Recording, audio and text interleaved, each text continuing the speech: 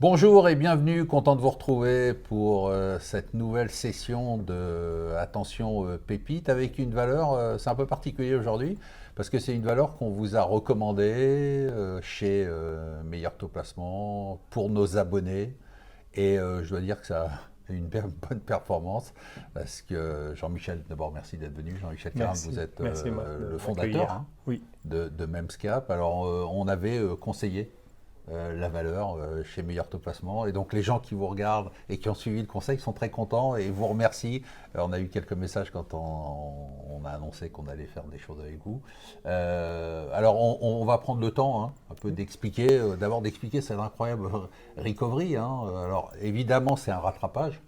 Enfin bon, je crois que vous avez la meilleure performance des small caps, non? Sur le ouais, segment C, je pense que quasiment 300% de hausse, enfin 280% de hausse sur ouais, le début de l'année. oui. Bon, c'est spectaculaire dans une ambiance sur les small caps. Parce que généralement, on a ici des patrons de small caps qui sont un peu déprimés. Et bon, on leur dit non, ben, c'est le marché qui est pas bon, mais vous, j'ai pas besoin de vous dire ça. Bah, il ne faut pas déprimer, hein. Non, La non. preuve en est, si on travaille beaucoup, même si on passe dans des périodes difficiles, après ça marche. Alors, on va revenir sur le pourquoi de cette recovery et puis qu'est-ce qu'il y a eu avant. Donc, vous êtes le fondateur de Memscap. Oui, Memscap, quelle est son activité? Memscap aujourd'hui, c'est très très simple. On fait les meilleurs capteurs de pression dans le monde du point de vue de la précision et de la stabilité.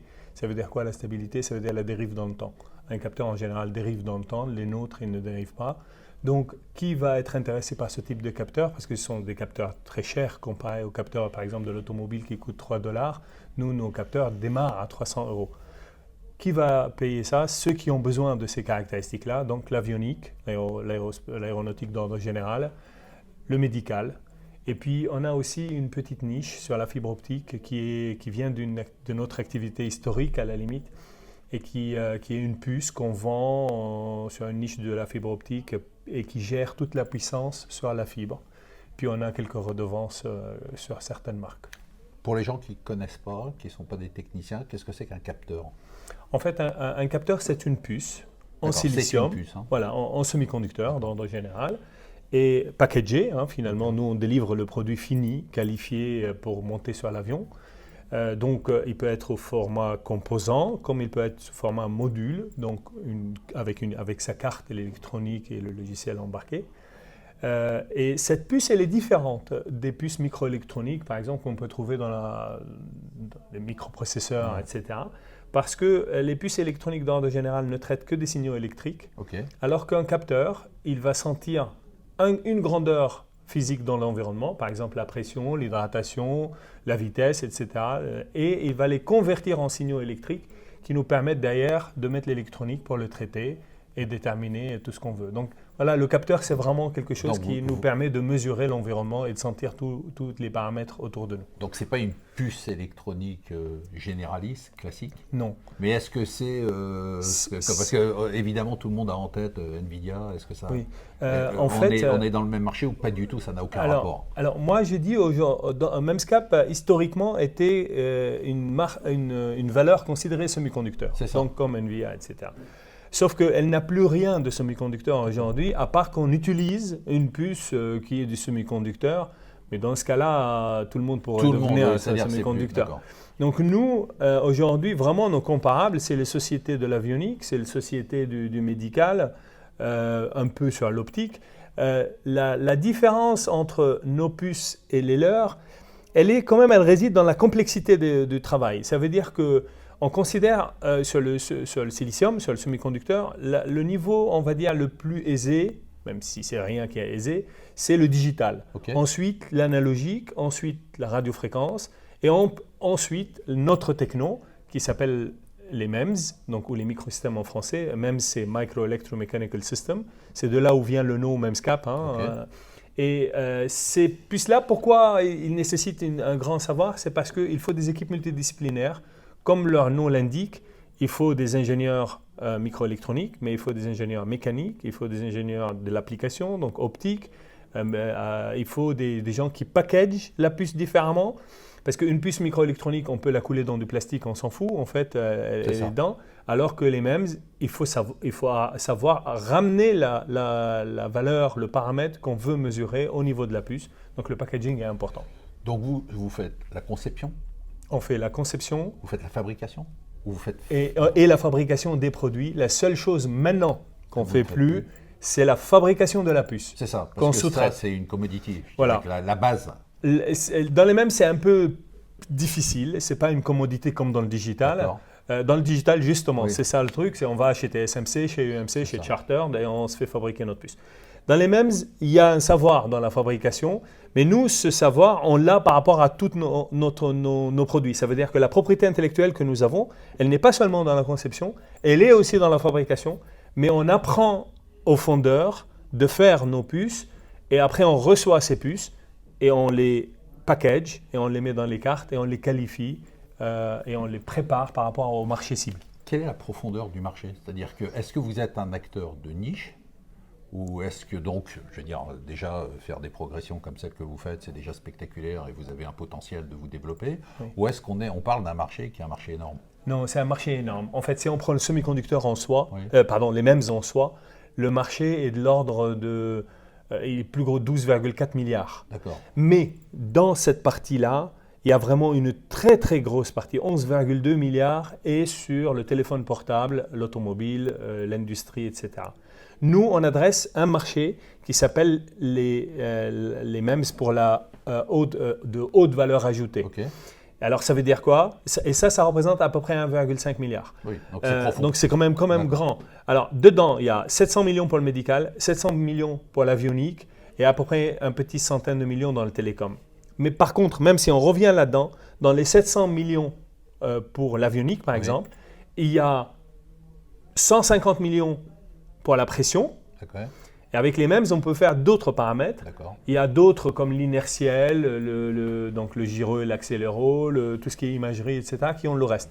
Donc si je prends maintenant, dans ces 1,5 milliard, combien Memscap adresse, Oui. le marché totalement Votre adressé marché cible, quel est par Memscap à terme, aujourd'hui, c'est 150 millions dans l'aéronautique, c'est 150 millions dans le médical depuis peu, parce qu'avant on n'avait que 20 millions. D'accord. Là, on vient Et d'agrandir ça notre. continue à croître. hein, Donc c'est ça nous fait 300 millions de marchés adressés aujourd'hui. Et aujourd'hui, pour les gens qui ne vous connaissent pas, les chiffres publiés, hein, je ne demande pas d'indication, les chiffres aujourd'hui de chiffre d'affaires, c'est quoi? Oui, alors Memscap, sur les 9 premiers mois, on a fait 10,1 millions. D'accord. On est à 52% de croissance, un peu plus de 52% de croissance. On a une marge brute qui, en période comparable 9 sur 9, qui a passé de 38% à plus de 43%. Et nous, quand on parle marge brute et FRS. Ça veut dire c'est vraiment tout Oui, est parce dedans, que, tous les coûts de prod, tout vous avez raison, parce qu'il l'usine, faut etc. il faut peut-être le rappeler. Vous êtes sur Euronext, donc Oui. vous êtes IFRS, vous publiez des comptes trimestriels, enfin vous êtes Exactement. aux normes, Nous, on est aux normes de Total et de Ouais. LVMH. quoi. C'est Vraiment, ça, en gros. honnêtement, hein, pour la taille de Memscap, Ouais, c'est ça. Ouais. c'est vraiment, on est sur un marché réglementé, donc nous, on publie tous les Donc, résultats tous les trimestres. D'accord. Il n'y a pas un semestre, on Voilà. donne le chiffre d'affaires, et puis de l'autre côté, donc non, on est très très rigide sur le côté financier. On veut absolument Enfin, être vous le avez- maximum transparent. Absolument. De toute façon, vous n'avez pas le choix en étant sur un marché réglementé. Tout à fait. Qu'est-ce qui explique la performance spectaculaire, hein, parce qu'on ne peut rien dire d'autre, 280% de hausse d'un titre dans l'année. En fait, c'est une très belle performance qui reflète la très belle performance de l'entreprise. D'accord. Mais il n'y a pas que ça. Il faut savoir que Memscap, pendant des années, Memscap, elle est rentrée en bourse en 2001.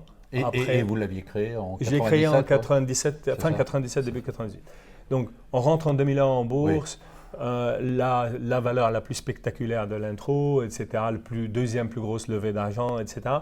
Et puis on délivre après l'intro.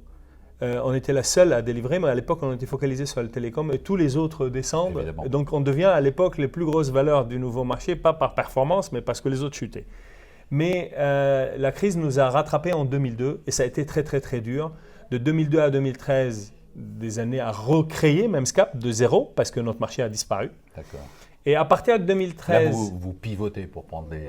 là, on fait des Ouais. acquisitions, on fait des augmentations de capital, on vend des actifs, on a tout fait. Et honnêtement, le management Vous est devenu... réinventez. Le management est devenu bon à cette période-là. Bah, Moi, oui. personnellement, j'étais un golden boy avant. J'avais beaucoup de chance. Mais à partir de 2002, j'ai commencé à être un vrai entrepreneur. Et en fait, c'est en 2013 où on fait la dernière augmentation de capital sur le marché. Et à partir de 2013, Memscap a un EBITDA positif, donc ne fait plus appel au marché. Mais c'est une histoire, on va dire, atone.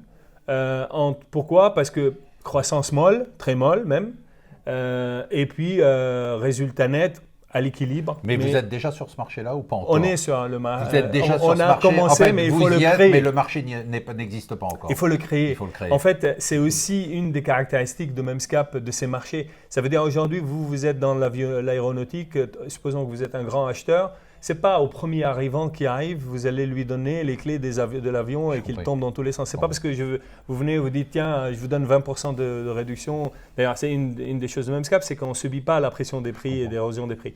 Mais de la même manière qu'aujourd'hui, on est très content parce qu'on a des marchés multi-annuels, que la concurrence ne peut pas tenir en face, etc., et qu'on n'a pas l'érosion de prix. De la même manière, ça a été très, très, très, très difficile et très long de construire ce business. Et c'est pour cela qu'entre 2013 et la fin de l'année 2022, Memscap était en construction. On travaillait sur deux choses. Une chose, c'est sortir de la fabrication de la puce. Parce qu'avant, on avait une usine américaine qui nous mettait tout le temps dans le rouge et toute la boîte, tout ce qu'on générait comme profit, il partait perdu dans la fabrication. Donc on sortait à ras, mais pas quelque chose de sexy pour la bourse en fait. Donc il fallait se débarrasser de cette usine. Et il fallait la vendre, mais pas seulement. Si on pouvait la vendre, et c'est ça qui était magique, en gardant l'activité de l'optique, c'est ça ce qui donne encore un plus. C'est ce que vous avez fait. Et c'est ce qu'on a réussi à faire fin 2002, ce qui nous a permis de se séparer des pertes, mais de l'autre côté, de garder un business qui est extrêmement lucratif aujourd'hui, qui est l'optique, qui est une niche, certes, mais une niche très génératrice de cash et de profit. Et en même temps, tout le travail qui a été fait sur l'avionique, le médical, finit par payer. Et donc, la croissance, c'est ça. Et on a d'un côté la croissance qui arrive, et de l'autre côté, les pertes qui disparaissent. Alors, vous vous sentez comment? Très, très bien. Ça fait plaisir, non? Ça fait plaisir. Honnêtement, vous respirez un peu, vous soufflez? Vous dites quand même tout ce travail d'investissement. J'ai jamais douté. Hein. Moi, vous n'avez jamais douté? Non. Non. Moi, honnêtement, je suis comme je l'ai dit au début, hein, à la base, je suis un enfant chanceux. Hein. J'ai vécu la guerre, je ne suis pas mort. Il y a plein de choses qui prouvent que j'ai de la chance. Et j'ai toujours été très travailleur et chanceux. Du coup, j'ai été premier dans mes études, etc. Je rentre en bourse et je lève 116 millions d'euros à 430 millions de valo, alors que la boîte avait 2 ans et 8 mois. Donc, c'est spectaculaire. Spectaculaire. Et on a puis, du mal à imaginer ça aujourd'hui. Ouais, et d'un coup, je prends pas une première difficulté, un tsunami. Et donc, personne ne pensait que Memscap s'en sortait de tout ça. D'ailleurs, sur le prospectus de la bourse, on a 500 concurrents, les 500 sont morts. Hein. Donc, nous, on passe, mais c'était très, très, très dur. Mais j'ai toujours cru, parce que moi, j'ai une vision, je mets des stratégies avec mes équipes et on travaille. Je disais à mes équipes, regardez pas à l'extérieur, on travaille jusqu'à ce qu'on réalise. Restez focalisés sur l'achat.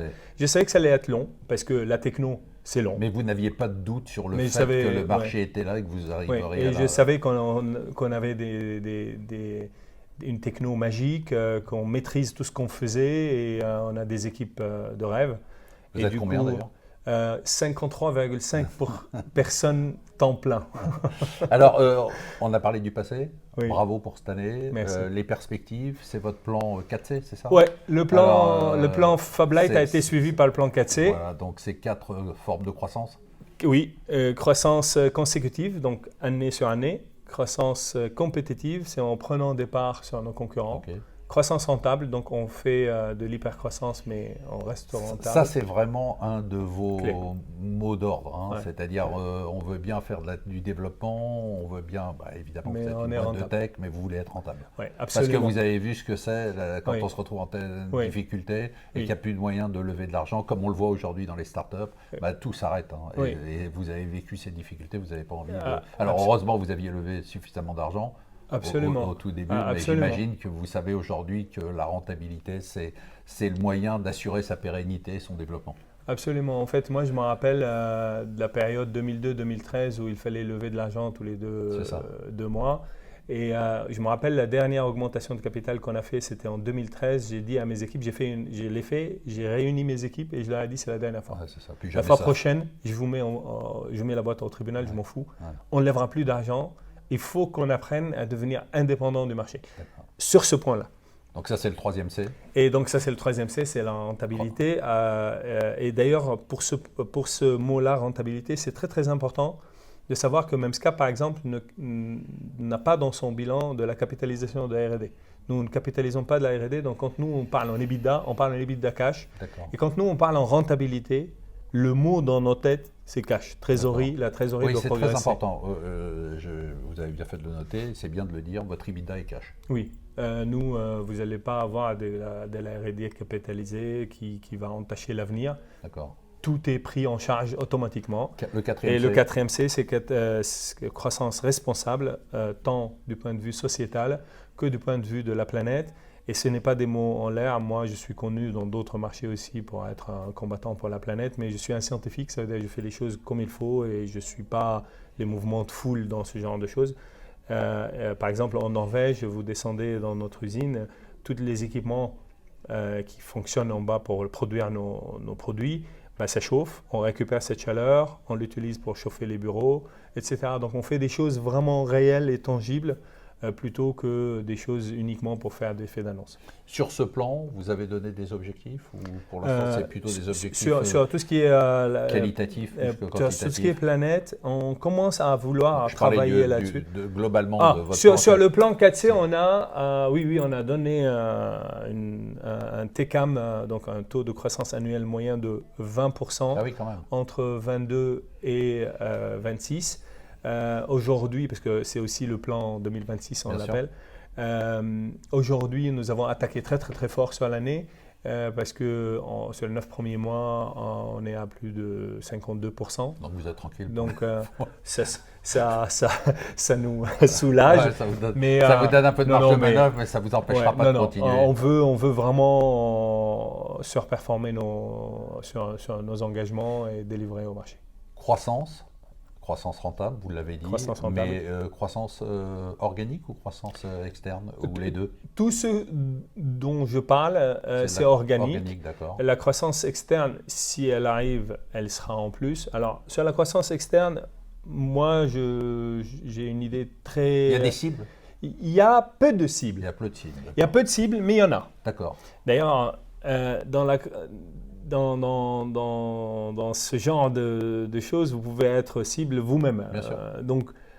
Donc nous, notre objectif, c'est de construire Memsca pour agrandir la Valo, Ok. de manière à ce que ça nous ouvre la porte des acquisitions afin de construire un grand groupe, etc. Aujourd'hui, même si on considère que la Valo a augmenté, et comme je l'ai dit, il y a une partie dedans qui est de rattrapage, on était sous le radar, donc on y reviendra parce que c'est c'est important. simple. Mais je considère qu'aujourd'hui, je n'ai pas trop envie de me diluer, ni de diluer mes actionnaires à cette Valo-là. Les taux sont très élevés, donc pour la dette, c'est un peu dur. Oui, donc c'est pas le meilleur donc moment pour c'est faire pas des pour moi le acquisitions. meilleur moment. Alors, Sauf j'ai s'il y a toujours une été opportunité. opportunistique. C'est ça. Voilà, mais il faudra que vraiment quelque chose soit tellement Que ce soit évident. un game changer pour Voilà. la boîte. Hein. Voilà, ça, Et aujourd'hui, et ça quelle est va votre être- situation de trésorerie globalement? Très très très bien parce que malgré la grosse croissance qu'on a sur l'année, normalement ça tape le Bien BFR. sûr. On a réussi à générer du Du cash cash flow, sur les 9 ouais. mois. Et là, on a exactement 150 000 euros de dette. Ok. Donc, Donc, pas de vous avez dette. Pas de dette. Et on a à peu près 5,4 millions d'euros de cash. Donc, c'est une boîte qui a vraiment saine, tranquille. Que vous avez Nos capitaux propres, d'ailleurs, quand vous regardez les capitaux propres, on est à plus de 16 millions, 16,1 millions de capitaux propres. Et quand vous regardez dedans, il y a du stock, du client, du cash. Et même les bâtiments, par exemple, qu'on a à Grenoble, qui valent à peu près 2 millions, vous allez les voir dans le bilan, il n'y en a pas. En fait, ils sont tous amortis. Si on prend les équipements de Norvège, on a des actifs pour à peu près 9-10 millions. La valeur dans nos livres, c'est 700 000 balles. D'accord, donc vous avez des donc valeurs. C'est du béton armé, la boîte. C'est du béton armé, la boîte. Vraiment. Ah oui, carrément. Alors justement, quand on entend parler vous nous connaissez, les financiers, quand on entend parler d'un peu de trésorerie, on se dit, est-ce qu'il y a du dividende? Oui, en fait, là, il y a eu beaucoup de demandes sur moi l'année dernière sur les dividendes dès le mois de janvier. En fait, on venait de sortir les premières fois où on sort des résultats nets d'1 million et tout le monde doit distribuer les dividendes, etc. Bon, ma position là-dessus, elle est très très simple. Ça veut dire que pour moi, il est normal qu'une boîte qui génère du profit distribue les dividendes à ses actionnaires. C'est logique, c'est la norme normale. La seule chose, c'est que quand vous êtes une société de forte croissance, il faut faire attention. Parce que, en fait, c'est très très simple. Je donne des dividendes, je baisse mon cash et je réalise des taux de croissance élevés qui tapent sur mon BFR. Qu'est-ce que je vais faire? Je vais aller voir les banquiers. Alors évidemment, les banquiers qui voient mon business grandir comme ça, ils me diront pas de souci, tu es rentable, vas-y, on va te donner. Sauf qu'aujourd'hui, les taux sont à 5 points. 5 points, on enlève ça de notre rentabilité nette directe. On sent quelqu'un qui s'est quand même brûlé les ailes. Qui s'est brûlé les doigts. Qui s'est brûlé les ailes, les doigts, et qui a envie quand même d'être un peu tranquille et de pouvoir accompagner sa croissance. Exactement. Alors maintenant, je l'ai dit l'année dernière, donnez-nous un peu de temps, uniquement qu'on soit sûr que le plan délivre. On venait de l'annoncer. Bon, là, on commence à avoir des grosses évidences sur le plan, mais voilà. Et la deuxième chose, c'est vraiment, il faut qu'on regarde par rapport au taux de croissance qu'on met sur la table, aussi par rapport à nos capacités d'acquisition à l'avenir, tout ça. Donc, moi, je suis pour donner à l'actionnaire un maximum de valeur. À partir du moment où vous avez sécurisé votre situation et que vous ne vous mettez pas en danger éventuel, pour des bonnes raisons, parce qu'on ne parle pas de danger parce que vous aurez des difficultés, pour de danger parce que votre croissance accélère de telle façon que vous avez besoin finalement de liquidité pour financer votre BFR. Et donc, ça se comprend, ça paraît tout à fait logique. Et puis, de toute manière, si on en a plein de cash aujourd'hui dans la boîte, c'est pas grave. On a de la même manière que ça aurait été négatif avec les taux, actuellement c'est positif avec les taux. Exactement. Donc ça c'est un. Deux, si j'ai beaucoup de cash et il y a une opportunité d'acquisition, je peux la saisir sans diluer, sans prendre des dettes, sans rien, et ça c'est quand même un luxe énorme. Alors, important ce que vous avez dit tout à l'heure, je voudrais qu'on y revienne, mais très rapidement, parce que c'est vrai que nous on a conseillé la valeur, on est sorti, on a pris notre profit, et aujourd'hui on en parle. C'est vrai qu'il y a des gens qui peuvent se dire, attends, c'est peut-être pas le moment d'acheter, ils ont fait 280% de hausse. Mais en fait, il faut se passer en perspective, c'est ça. Vous Absolument. dites, les 280 peuvent paraître spectaculaires, mais vous nous rappelez que vous veniez de 415, de loin. Donc. On vient de très loin. Et en plus, je ne veux pas même aller très très très loin dans l'histoire. Je veux aller seulement au mois de décembre. Au mois de décembre 2022, donc une année exactement depuis aujourd'hui. Alors, si on mesure à partir du mois de décembre, la montée est beaucoup plus grosse que si on la mesure à partir de janvier. Mais à cette époque-là, on valait 5 millions d'euros. Okay. Imaginez, c'est la trésorerie nette, c'est moins que la trésorerie nette de la boîte aujourd'hui.